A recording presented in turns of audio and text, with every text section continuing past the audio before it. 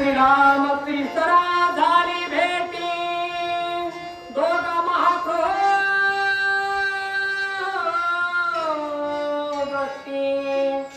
दोघ धनुष्य बाहोनी तुष्टी दोघे हाती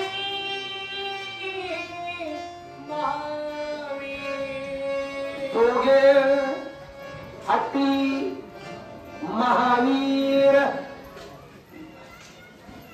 त्रिशर आहे, इकडे राम आहे. रामानं हातामध्ये धनुष्य धरलंय, तिकडं त्रिशरानं हातामध्ये धनुष्य धरलंय. त्रिशराला माहिती मी मरणार आहे. हे विशेष बरं का, सगळ्या राक्षसाला माहिती होतं आम्ही मरणार आहे. पळून गेले, एकच पळून गेलं कदम महाराज. राजा रावणाचा सखा भाऊ जीवाला गेलं आणि पळून गेलं. त्याला आमचे नामदेव महाराज, नामदेव राया म्हणले हे शहाणा नाही, हा नालायक आहे. कोण? विभीषण. याला खरं बोलणं म्हणते, साधू कुणाची भेट देऊ नाही. नामदेवाचं प्रमाण आहे, मनकता विभीषण शहाणा परी तो महामूर्ख जाना, जरी तो रामाशी भेटला परी राम नाही झाला. राम झाला का? रावण राम झाला, रावण राम झाला, पण विभीषणाला नाही होता आलं. सांगू का 2 मिनिट राम रावण तुम्हाला? इकडे स्वयंपाकाला टाइम नाही. आता रामायण 100 कोटी बघा, लय भुका लागलेले थोडी कळ करा. रामायण 100 कोटी या रामायणात आहे का त्या रामायणात आहे का प्रश्न विचारायचा नाही. सत्य रामायणातला विषय आहे. परशुरामचंद्र सीतू बांधून पलीकडे गेले. 2 मिनिटात सांगतो, लक्ष देऊन ऐका. रावण कसला होता?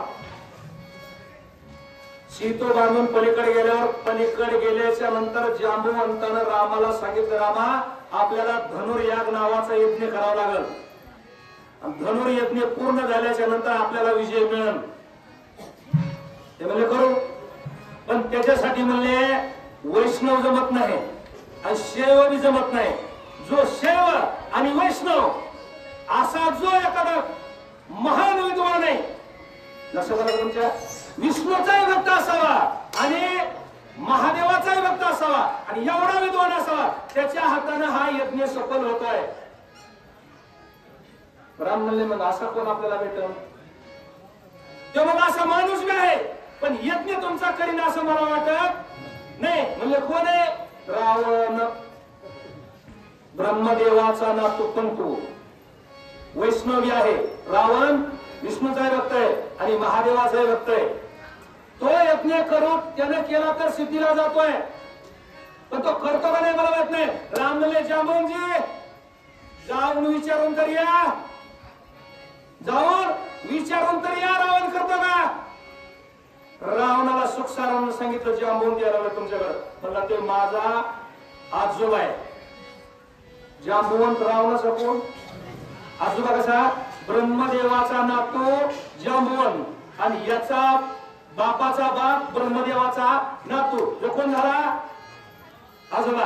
हे म्हणले माझे आजोबा आहे, त्यांना कोणी इजा करायची नाही. रामाच्या सैन्यात असो नाही तर कोणी असो, याला नीती म्हणते.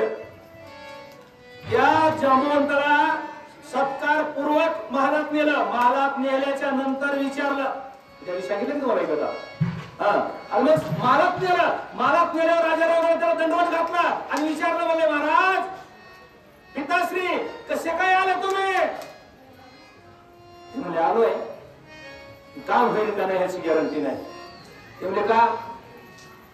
इकडे समुद्राच्या तीरावर परशुरामचंद्र लक्ष्मण वानर सेना आलेले आहेत. त्यांना धनुर्यज्ञ करायचा आहे आणि त्याच्यासाठी एका विद्वान ब्राह्मणाची गरज आहे. आणि त्याच्यामुळे आम्ही इकडे आलो. म्हणजे विद्वान म्हणजे जो की महादेवाचा भी भक्त असावा आणि जो विष्णूचाही भक्त असावा, त्याच्या हाताने यज्ञ करायचा आहे रामाला.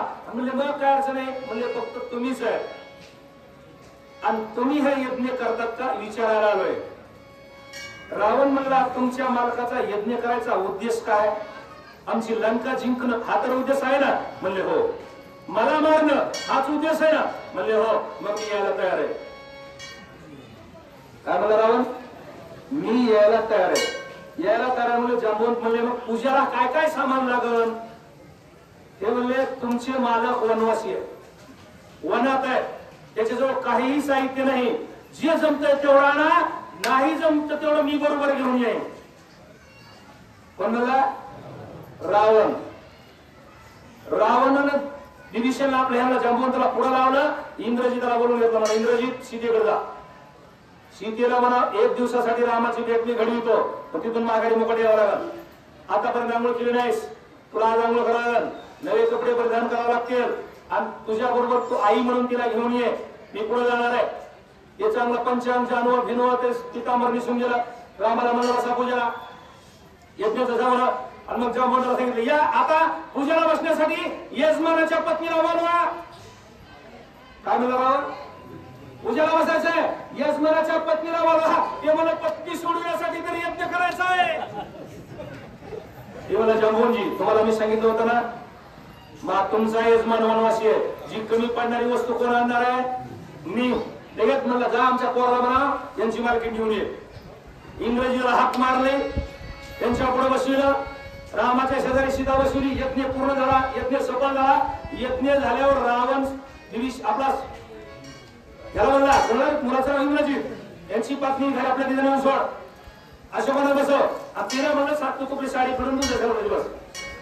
यज्ञ झाल्यावर राम म्हणले आता तुम्हाला दक्षिणा देणं हे माझं धर्म आहे. सूर्यवंशाच्या कुळात जन्मलो मी, रिकाम्या हाताने जाऊ देणार नाही. ते म्हणलं द्यायलाच काय आहे तुमच्या बशी, तुम्ही काय देणार आहे? ते म्हणलं दिल्याशिवाय माझा यज्ञ सफल होणार नाही. ते म्हणले मग मला टाइम पडेल मागण. रावण म्हणाला ते म्हणले टाइम पडल्यावर तर मागत, पण मला आज सांगावं लागतंय तुम्हाला काय पाहिजे. मला काहीच नाही पाहिजे. मी ज्या वेळेस मरणाच्या अवस्थेत राहीन त्यावेळेस तुम्ही दोघा भावांनी माझ्या पुढे उभं राहायचं. काय मागितलं? काय मागितलं रावणानं? मी ज्यावेळेस शेवटचा धक्का मापित असाल त्यावेळेस तुम्ही दोघांनी माझ्या पुढे उभं राहायचं, आणि मी हसत हसत मरणार, एवढंच मला दे. असा रावण होता. राक्षस म्हणे परवडतं का? परवडतंय?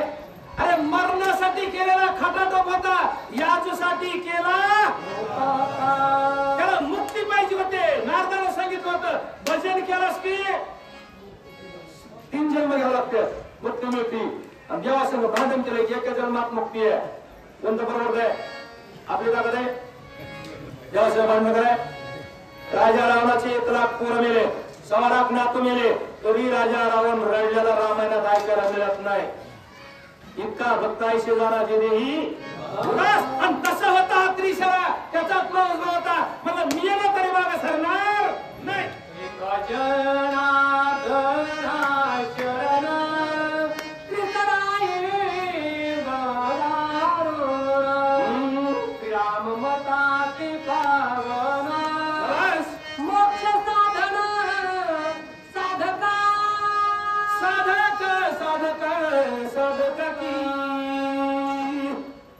रामाच्या हातानं मरणार नाही. रामायण ऐकून तरी मरायला काय अडचण आहे? काय अडचण आहे? आणि रामायण ऐकून मेल्यावर सुद्धा मोक्ष मिळतो. मोक्ष आपल्यालाच नाही, आपल्या बापाला मिळतो, आपल्या आजाला मिळतो, आपल्या पंजाला मिळतो, आपल्या खापर पंजोबाला मिळतो. सांगू का? नाथ महाराज मेलेलं नाही. कथा ऐकता रामायण पूर्वाचा उद्धर वीरा, पूर्वजाचे नमन पूर्ण उदय संपूर्ण जगती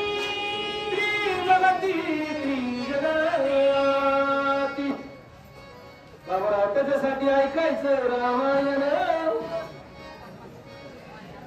द्या गुटका तंबाखू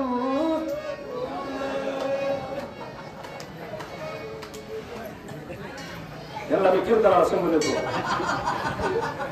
कीर्तन संपलं मागा निघलो का? मागे बसले असते माझ्या दादा जय कसा पडला पाडे तुझ्याची डबीन गाय सापा. आता मी ह्यांना सांगा का ह्यांनी मला सांगा?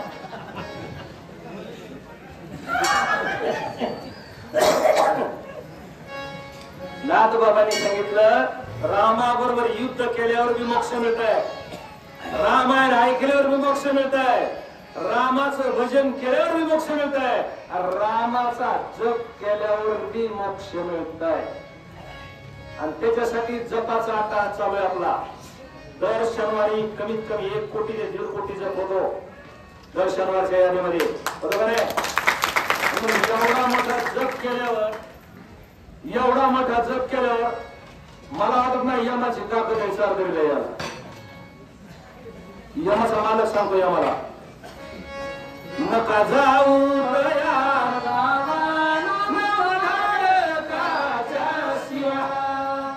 सुदर्शन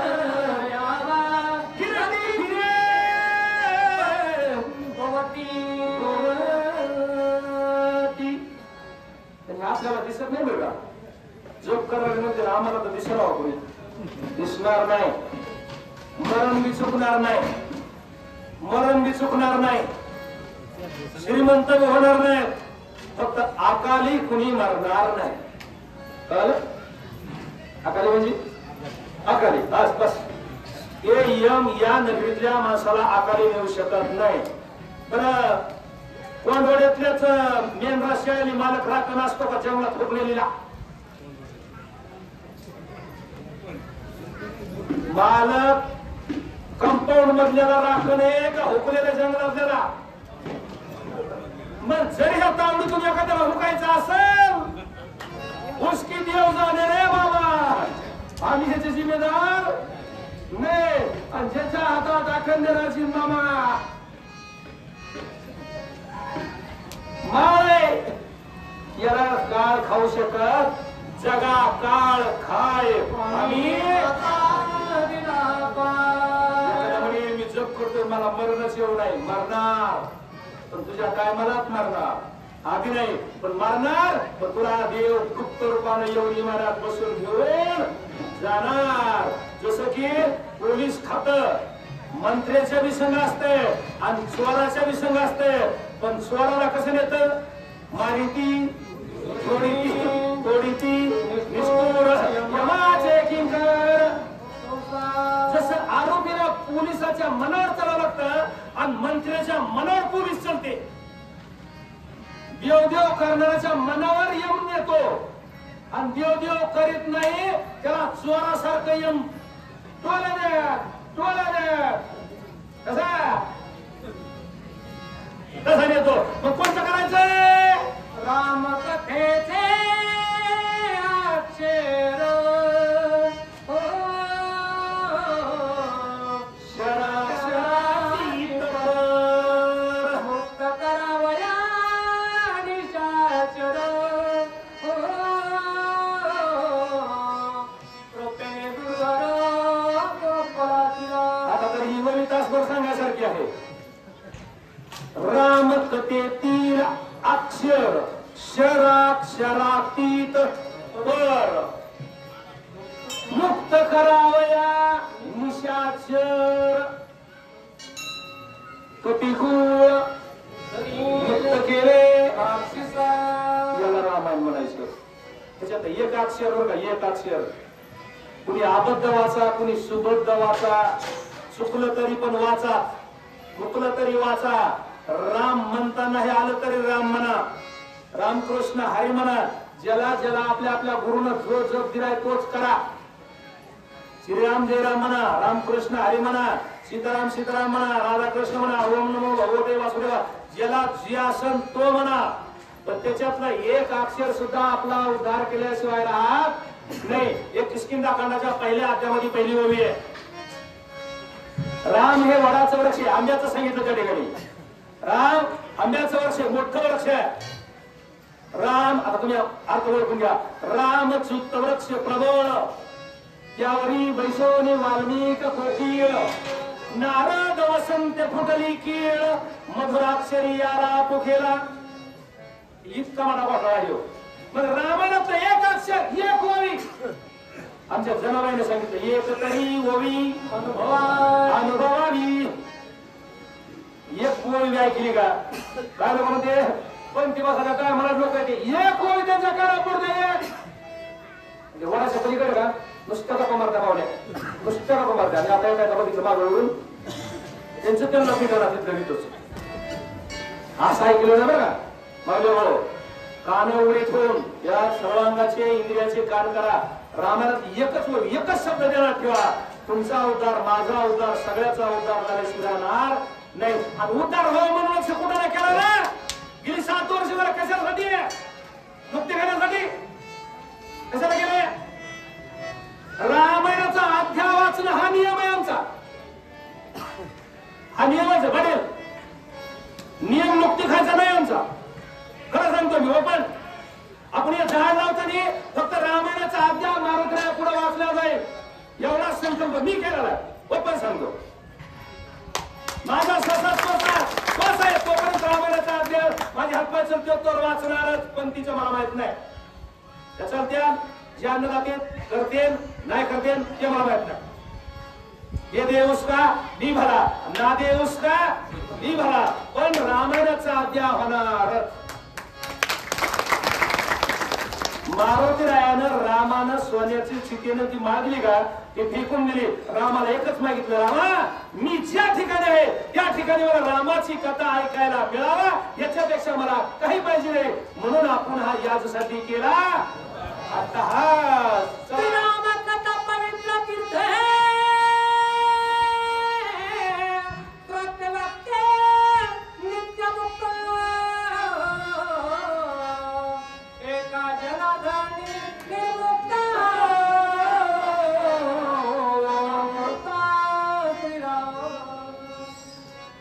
कोण कोण पवित्र होते ओळीचा अर्थच आहे. कोण कोण पवित्र होते रामायणात. श्रोते, वक्ते, सहकार्य करणारे, वाढणारे, सगळ्या उचलणारे, पाणी वाटणारे, सगळ्याचाच उद्धार आहे इथं. इथे एकाचा नाही, कुणाचाच नाही, सगळ्याचा उद्धार होऊ शकतो. मी थोडं बाजूला नाही, नियमातच आहे. माझे गुरु माऊली दादा चाकरवाडीकर यांचा एकमेव विषय होता, एक विषय तो सकळांचा हरी, विषय तो त्यांचा झाला नारायण. फक्त आणि फक्त रामायण रामायण आणि रामायण. माऊली दादाचा विषय दुसरा नव्हता. पिंपरी सोडून पलीकडे ते गाव वगैरे पिंपरीच्या पलीकड नावलीला गेले दादा. नावलीला जाऊन दादाने रामायणच लावलं. तिथं जितक्या दिवस राहिले तितके रामायणाची सांगता करून पुन्हा पिंपरीला आले. पिंपरीहून चाकरवाडीला गेले. चाकरवाडीला गेल्यावर दादानी काय लावलं, रामायणच लावलं. रामायण म्हणजे अत्यावडीचा विषय. आणि दादा रामायण वाचायचे, सांगायचे नाही. माझे तिथं सांगितलं नाही, सांगत असतील मला इतकं माझी वाणी एवढी पुढची नाही, पण मी जेवढ्या वेळेस दादाचं ऐकलं त्यावेळेस दादाने रामायणच वाचलेलं बघितलं. मग रामायणानं त्यांना एवढं पवित्र केलं, मग तुम्हाला मला का करणार नाही रामायण पवित्र. पण रामायणाचा एकच नियम आहे, ज्याला रामायण वाचायचंय, ज्याला रामायण सांगायचंय, ज्याला रामायण ऐकायचंय, ज्याला रामायण आत्मसात करायचंय त्याला रामाचे नियम पाळावे लागते. कृष्णाचे नियम इथं लावून जमत नाही, इथं रामाचे नियम लावावे लागते. मग ते काय काय नियम आहेत ती मी काय इतकं मला सांगायची गरज. ए दादा कवर लांब तरी बघा सांगायचं ना, मी आपला इकडं फाट्याला फाट जोडी करत बसलोय. गाड्या बाळा जणू गाड्या घ्या 2 मिनिट भाई. आजच्या पंक्तीचे यजमान 15 जण नाव सांगतो. जय भगवान बाबा रेशीम उद्योग मंडळ श्री क्षेत्र चारदरी. भगवान बाबा रेशीम उद्योग